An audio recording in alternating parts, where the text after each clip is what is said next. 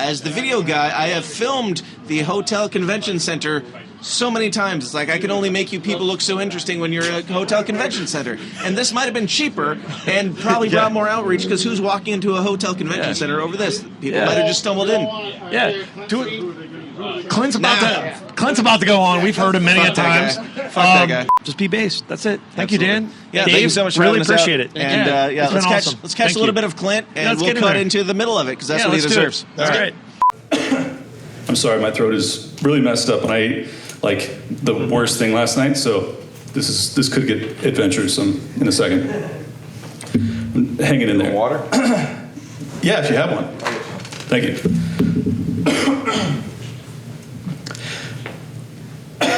Jesus. Woo! But anyways, so his audience, he's globbed onto the whole America First mentality, which, by the way, the libertarians ought to be riding those coattails. I mean, we created those fucking coattails, right? So should we even be riding them, or should they be riding ours? I think it's actually the latter. But let's allow them to pretend that they're actually the trendsetters when it comes to stopping with the trillions of dollars in foreign nonsense. So, thank you. So PBD, who's running as, or not running as, but he's representing himself as kind of this dissident figure, and I think he's a really important voice. I'm not trying to drag this guy at all. I think he's actually very valuable. But what's so important to me and what's so meaningful is that all of the important and biggest voices on the dissident right are all at least pretending to be America First. This is actually what the voters want to hear. And while you can doubt their sincerity, and you probably ought to, in terms of the spokesmen themselves, when you notice that trend, that incredible shift, that the Tucker Carlsons of the world and the Dave Smiths and the Joe Rogans and the Patrick Bet-Davids, they are all espousing, like Ron Paul Libertarian 101, that this foreign adventurism is absolutely bankrupting us, and it is landing on an audience that is more ripe for it than it has ever been. And I think that's absolutely fantastic news. So congrats to you guys for actually making that change. I think it's really, really something to be optimistic about.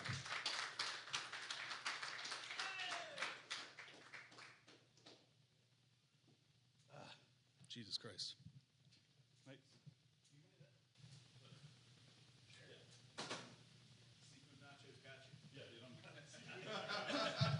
I am fucking wrecked right now.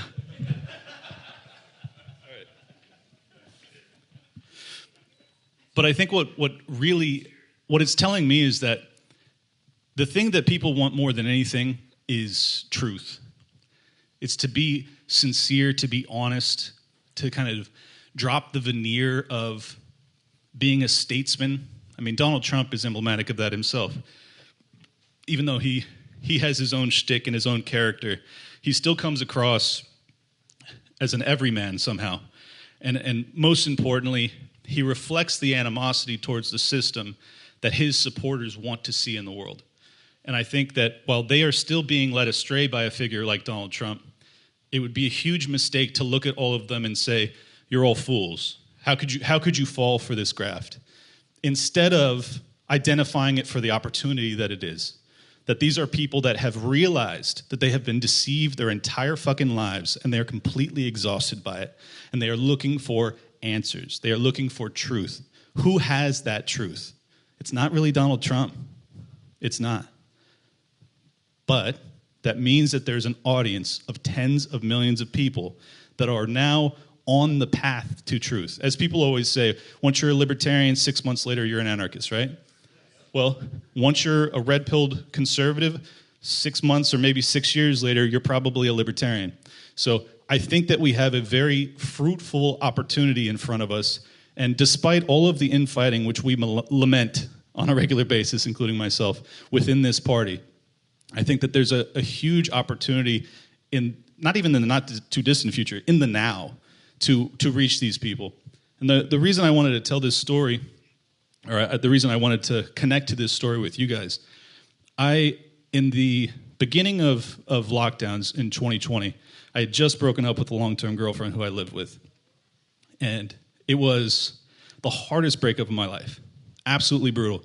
And in the teeth of that, the governor of California locked down the fucking state. And I was like, the only reprieve I have is beach volleyball. And he shut down the beaches. And it was just like one after the next, after the next, after the next. And I couldn't even believe it. And the reason I wanted to tell that part of the story is because I want to tell you what happened next. In those lockdowns, I was trying to go to therapy, couldn't because the state of California was not allowing me to see anybody in person. But my psychiatrist was willing to give me a very low-level antidepressant, SSRI, and I got on it. And I had always opposed it my entire life. But I opted to give it a shot, and it helped a little bit. It didn't seem to make much of a difference. But over the past 3 years, I continued to take it. And early this year, I started to taper off. And keeping in mind, this was 5 milligrams. I was taking the lowest possible dose. And then I started to cut it in half. And then I started to take it every other day. So I've been tapering for 3 or 4 months. But despite the fact that I didn't notice a marked difference, it's still coming off of it, I realized that my serotonin had been totally wiped. And for the past 7 days now, I have been totally off of this stuff entirely. And it has been brutal. And I had to fly. I gave my first speech in Texas last week without it. I flew, super anxious and depressed coming here. The reason I tell you all this is not for a sob story or anything like that, but because I want to feel everything in the fullest sense. Because the circumstances of our situation are so dire, and it's so hard to look at.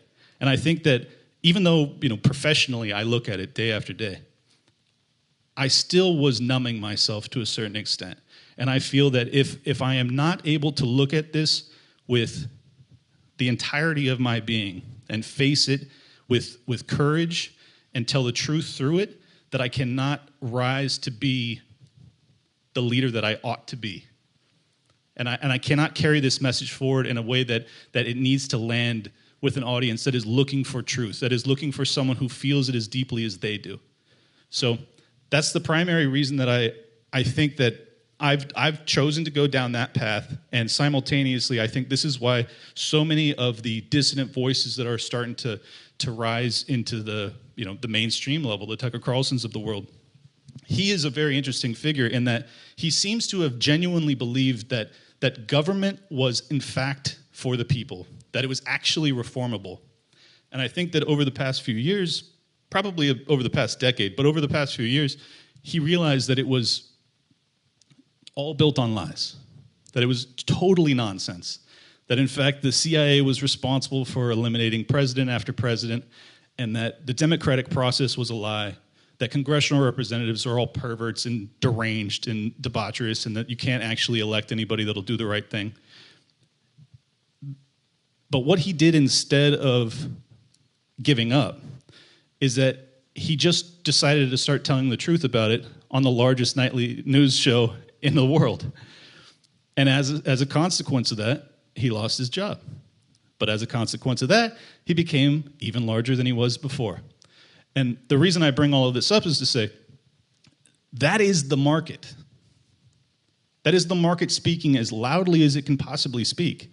That if you tell the truth, even if you're wrong about things, which Tucker's wrong about plenty, but if you are attempting to tell the truth, and if the audience senses it, they will ride with you to the end of the earth. And I think that is really hopeful for a message of libertarianism. Because the whole reason I'm a libertarian is because I have always been pursuing and seeking truth above anything else. And I think that this audience that is interested in hearing truth tellers will absolutely arise with those figures. So that's my hope. That's my optimism. I don't know. Tell me I'm crazy. You're not crazy.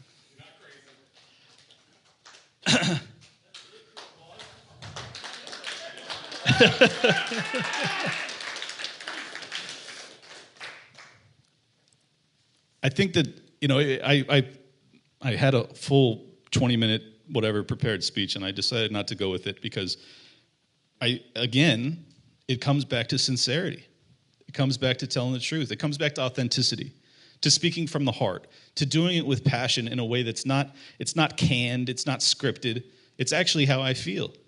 Everything I do in my life up until this point, but really right now, is exactly who I am. It's exactly what I believe in. And I think more than anything, that's what we're looking for. We are just surrounded by such scumbag, duplicitous pieces of fucking shit.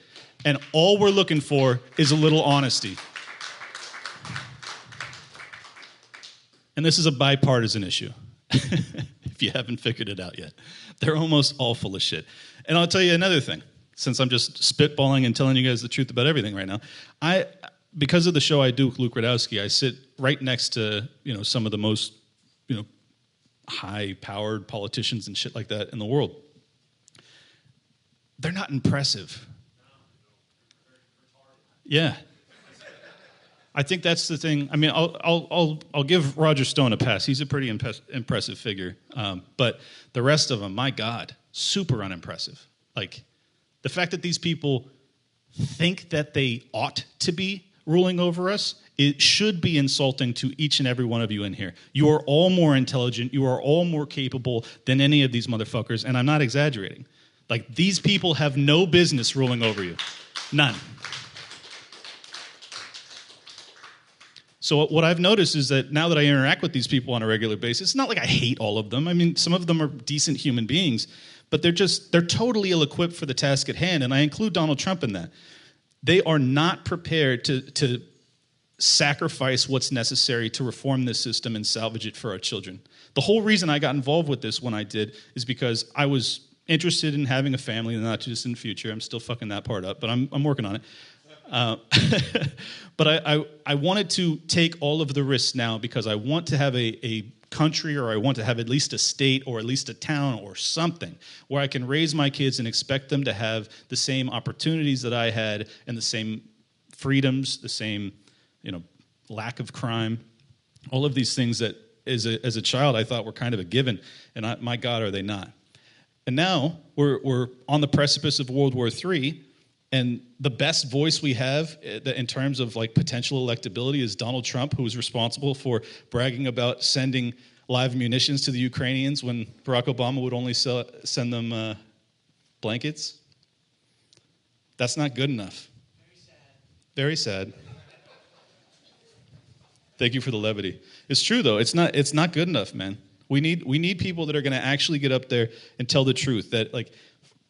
Even I was a very young kid when the Cold War was going on, and I hardly even remember it because it ended when I was still very young. But it was kind of a given that we would not have not only would we not have a hot war between two nuclear powers, but we really didn't even want to have proxy wars because we understood the escalatory trap that was that it naturally entailed, and now.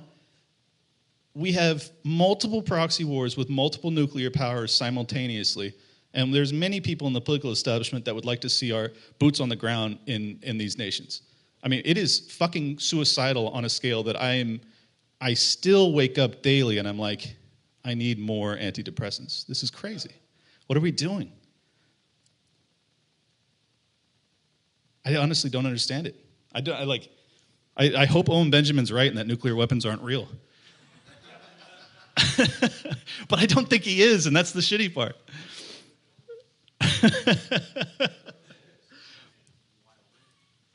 But I guess the key to what I'm trying to get across to you guys is that the market demand for truth has never been higher. Ever, ever, ever. And it's not even close. Especially after the lockdowns. Everyone realized that they were lied to and they had poison put in their body. They are fucking furious. If they sniff deception on you, they will discard you. They will never listen to you again. You have one opportunity to reach these people, and it's by telling them the truth in a fearless fashion. And it's not just the people that have podcasts that have this opportunity. Every single person in this room, every interaction you have in your life, every person you meet on the street, you have an opportunity to tell them the truth. And I hope you will. If you take that opportunity, I believe that you will grow this movement in a way that we have never done before. And that may sound naive. It may sound Pollyanna-ish. But I genuinely believe it. And I think that those are the only messages that will prevail moving forward. And whoever you guys select for the presidential nominee, I hope you make that a focus. Who comes across as the most authentic? Who is the most authentic? Let that be your guide. Thank you, guys.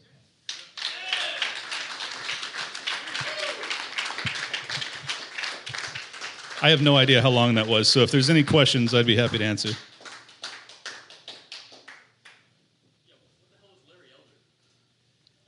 Yeah. Larry Elder defending WMD's very fucking strange. I didn't, when I'm interviewing a guest, I'm unless it's under the framing of a debate, I try not to beat them up. But I still made it clear that we disagree on that one. Yeah, no, it's weird. I mean, I was as caught off guard as anybody that he's like, I was like, yeah, of course they had WMDs in the past. But like we did know that, but that's really not the point. Did they have fucking yellow cake uranium? Were they actually trying to build nukes to it or not? It's like, yeah, well, he's 72 as well. So like, no, he doesn't. Looks great for his age. But you gotta. Dude, I had such a great one-liner on that. I don't know if you caught it, but he said black doesn't crack, and I said, yeah, but the CIA brings the crack to the blacks. I was like, that's fucking good. That's pretty fucking good. to do it on the fly. Any other questions for me? Anybody? No? Come on. What's up?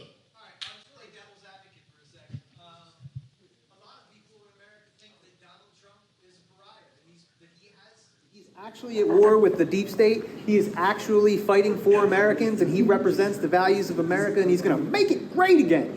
If that is actually true, which I tend to believe that it's all controlled opposition, the winners are picked, and AIPAC really wants him to be president. But if it's true that he would try to maybe, rein in the FBI and not build them a beautiful new office, if he would, try and whatever, rein in the NSA and on these kinds of things, isn't that enough to get behind Donald Trump for president? Well, those are a lot of assertions that we would have to just buy into, whole cloth to actually support him. I'm of the opinion that regardless of who you would prefer to see win, and I've been very honest about this because as I just gave a whole speech about honesty, if you're not being honest, you're gonna be shown for what you are very quickly. I think that Donald Trump is a better president than Joe Biden, and I think that he would be better than Joe Biden moving forward. But please no applause. But I think that the key is that we need to completely set any sort of electoral politics aside when it comes to what we're doing. And I know that sounds weird because we're talking about electoral politics, but I think that Donald Trump will only be those good things that you're describing if we have someone who threatens him in a way that forces him to actually make that part of his campaign. And I know this for a fact, actually, that there are back channels from the Trump campaign to people in the LP, that they are trying to get us to basically play nice. I think that we go the opposite direction. Not that we become overly vicious, but we hit him on the things that are true. None of this Trump derangement syndrome bullshit, but like, where did he actually fail? Is a bump stock ban defending your Second Amendment? No, the fuck it's not. So make him better. I think he is the favorite to be the next president of the United States, but we don't make him better by just being what all of his sycophantic supporters do to him, which is just kiss his ass no matter how terrible he is. You actually have to hold him to account. The only people that can hold him to account are his supporters. You have to withhold that if he refuses to give you what you demand. And so many people have just gone like, I'm going to support him no matter what he does. And it's like, well, then he's going to continue to suck. It was the gravest infringement on liberty in my lifetime in 2020. And it's not close. He presided over it. If you're not going to hold him to account, if you're going to allow him to go around the country talking about Operation Warp Speed like he saved the fucking universe, that's crazy. That's totally crazy. So I think that, as I said, I think he will probably be the next president. I think that there's a chance that he'll do some decent things, but he ain't the answer. He's not a hero. He's not willing to risk what's actually necessary to be risked to save this country. That's my honest opinion.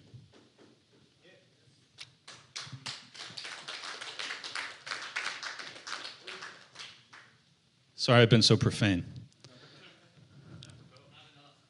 Not enough. You got one? Yeah. So you're running for VP. I am. What is your role going to be?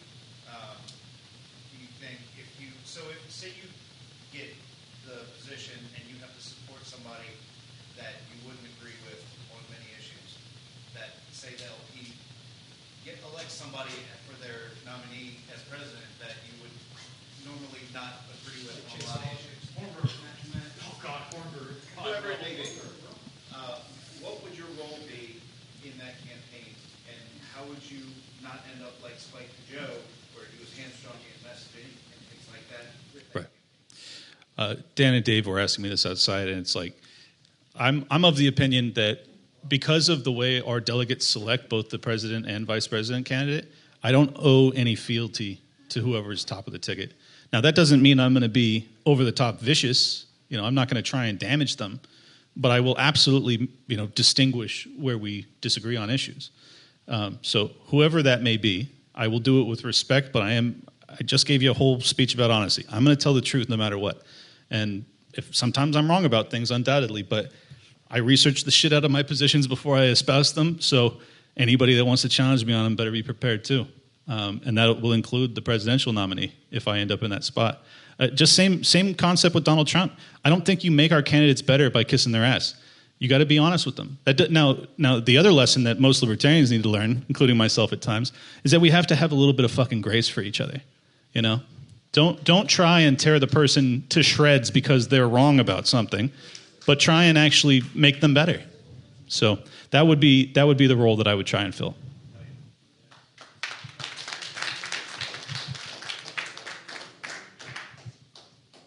One more? Anybody?